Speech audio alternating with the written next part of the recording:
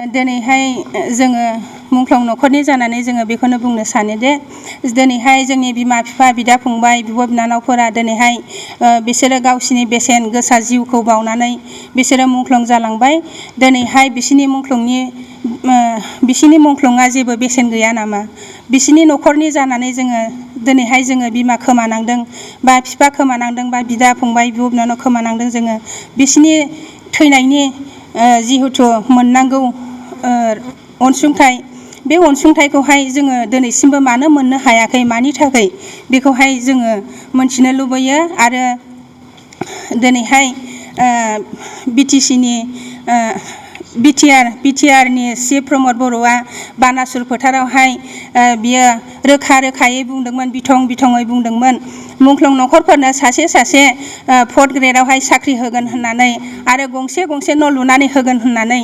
दिनै बिथाङा चिफ जानानैबो दिनैहाय बे मुंख्लं न'खरफोरनो दिनैसिमबो अनसुंथाइ होनायनि रायलायनायखौ जोङो खोनानो मोनाखै। बिनिखायनो जोङो खावलायो जे सारनिसिम गुरैयै सारा जाहाथे जोंनो दा बे फैबाय थानाय सोलिबाय थानाय बे 4th ग्रेडनि साख्रिखौ मुंख्लं न'खरफोरनो मोनसे जेबो इन्टारभिउ गैयालासिनो बा जेबो माबा गैयालासिनो बिथाङा जाहाथे जोंनो बे माबाखौहाय होयो, बेखौनो जोङो बिथांनिसिम गुरैयै खावलायबाय। जाहाथे जोङो बे 5 लाख रांखौबो जोङो थाबैनो मोनो।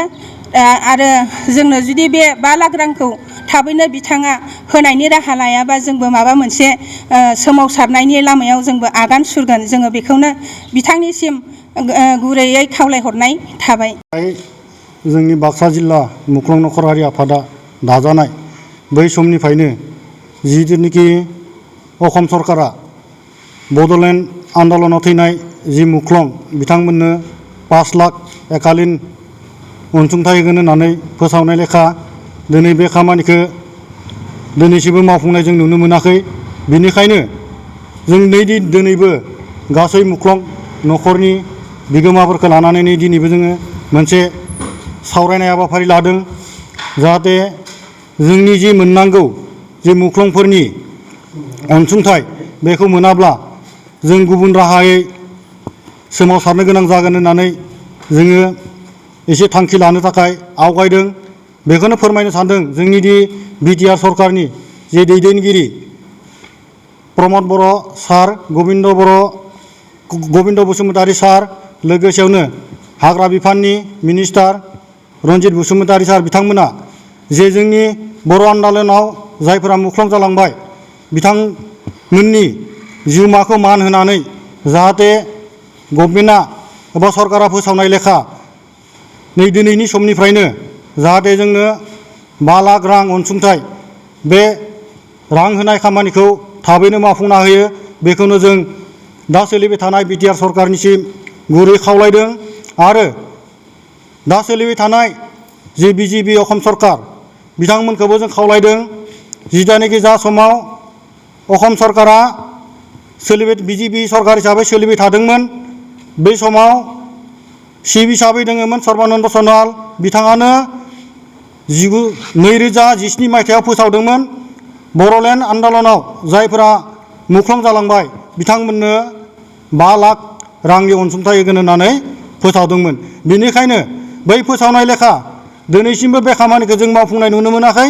बेखायनो जों दिनैबो बिथांमोनखौ गोसोखांहोदों जाहाथे जोंनि मोननांगौ जि अनसुंथाइ बे अनसुंथाइनि खामानिखौ मावफुंलांनो थाखाय जों गुरै खावलायदों। दा बिटिआर सरकाराव दिनैसिमावलागि 5,000नि सायाव मुंख्लं न'खरारि दोङो। बिथांमोननो जाहाथे दिनैनि बे समाव जोंनि सोलिबाय थानाय सरकारा नैबे 5,000 मुंख्लं न'खरनो अनसुंथाइ होनानै बे न'खरफोरखौ नायफिनगोन होननानै जों मिजिंथियो। बाक्सा जिल्लायाव बेसेबांसो दङ? बाक्सा जिल्लायाव 657 न'खरफोरा दा बड'लेण्ड मुंख्लं जाना दङ। बिनि गेजेराव जायफोरा आगोल बिटिसि सरकार थानाय समायाव 80 न'खरा मोननो हाबाय बाक्सा जिल्लानिफ्राय, ओमफ्राय गुबुन न'खरा मोननाय जायाखै। बे समाव जोंना बिटिसि सरकाराव चिफ हिसाबै दङमोन बिथां हाग्रामा महिलारिया। खावलायनो सानदों दिनैनि दा सोलिबाय थानाय बिटिआर सरकारा जोंनि जि मोननांगौ जि फोसावखानाय मुंख्लंफोरनि 5 लाख अनसुंथाइ बे रांखौ थाबैनो होनो थाखाय जोङो गुरै खावलायदों आरो। नोंथांमोननि जि 5 लाख रां होनो गोनां बेखौ होआब्ला नोंथांमोना फैबाय थानाय समाव मा राहा लागोन फोरमायनो? जों बे फैबाय थानाय समाव जोङो गणतान्त्रिक भाबै सोमावसारनो गोनां जाहैगोन। जुदि जोंनि मोननांगौ अनसुंथाइखौ दा सोलिबाय थानाय जुदि सरकारा मावफुंनो हायाब्ला जों गणतान्त्रिक भाबै सोमावसारनो गोनां जाहैगोन।